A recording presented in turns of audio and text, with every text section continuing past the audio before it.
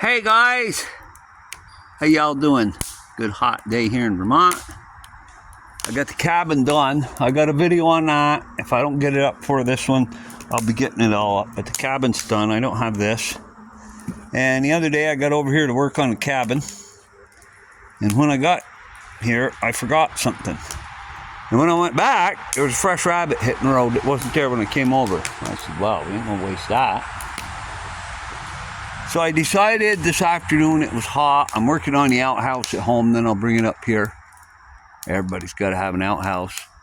And I decided I'd come up and I'd burn some brush in the woods. That's what I got over there. That fire's too hot for me to sit by and cook on. It's close to 90 here. And I brought the little Coleman stove over. And I'm sure there's gas in the tank. And it won't light. I've tried it several times. And it won't even think about lighting. So, we got to improvise. That's been over here for years, sitting here, because I didn't know what else to do with it. And I said, well, we'll make a little fire, and we'll let it burn down, and I'll cook my rabbit and my zucchini in my cast iron skillet. And this will be the first supper I've eaten here before, because the shooting bench used to be right there. I just moved it back a little bit when I built the cabin.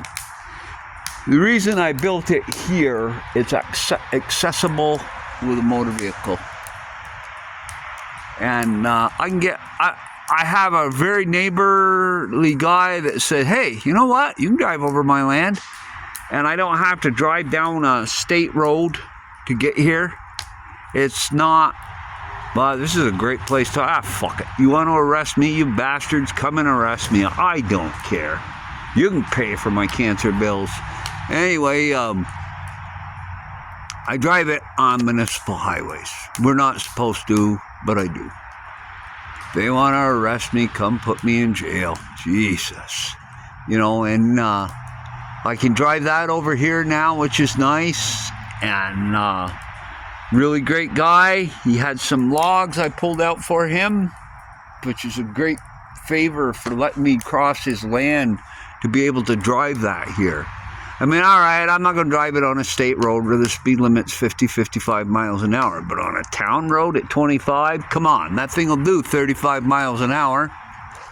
Yeah, I get the registration and all that crap. It's too technical of a world we live in. Anyway, this is about cooking my supper, my rabbit, roadkill rabbit. And the pepper's a little wrinkly, but I'm going to cook it anyway. It'll be fine.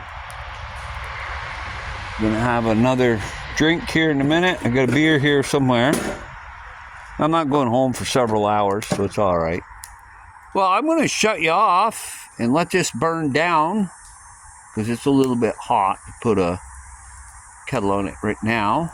And go build the other one up a little bit and cook my supper. Okay, the rabbit cooked up nicely. So you can see it wasn't very big. It was a little guy. I already ate one. It's delicious. Oh, while I was cleaning up in the woods, I found the vertebrae of a deer that undoubtedly got hit in the interstate and crawled down over the bank here and died. I never saw it before. That's what was kind of puzzling. In the words of the great Carolina Chris, if you were here, I'd share some of this with you because it's really delicious. I got some more zucchini cooking up there. I got one more little fix of summer squash here after I dropped it on the porch. Probably most of you didn't think, so I wouldn't eat it.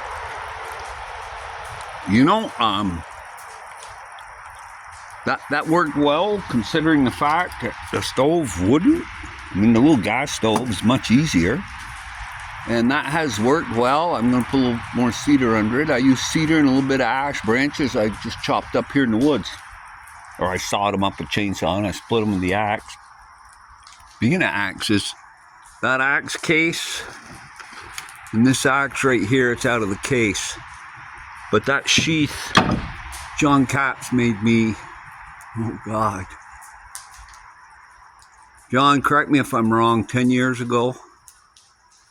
I mean, that's my favorite axe. It always will be. I love Hudson Bay axe. That Champion Council tool is just a fabulous axe, and I love it. Well, I probably won't come back again, but this is supper here at the camp because it's kind of boring sitting here waiting for squash to fry up. I didn't get the stove right level, so it's not working the best, and I got to add a little wood. That fire's still going. It's just too hot to get close enough to cook on that fire. And I'll get that video up on the cabin now that it's done. Hey, thank you all for watching. Hope you enjoyed this. And you know, you bring a knife. Where did I put it? That's cute. Well, it's here somewhere. Just a minute. If you see it, yell out, please. Where did I leave it? Well, if you bring a knife, you can survive. But if you bring an axe, you can live like a king. Always remember that. That's interesting what I do. Oh, there it is right here. There. If you bring a knife, you can survive. But if you bring an axe, you can live like a king. Y'all have a great night. Man, I got to tell you, that little grill thing there worked good. I didn't have charcoal. I used wood because I don't buy charcoal. When I mean, geez, I got 30-something acres of woods here, falling down, rotting all the time. So I just don't waste my money on charcoal. This works well. That rabbit was delicious, man.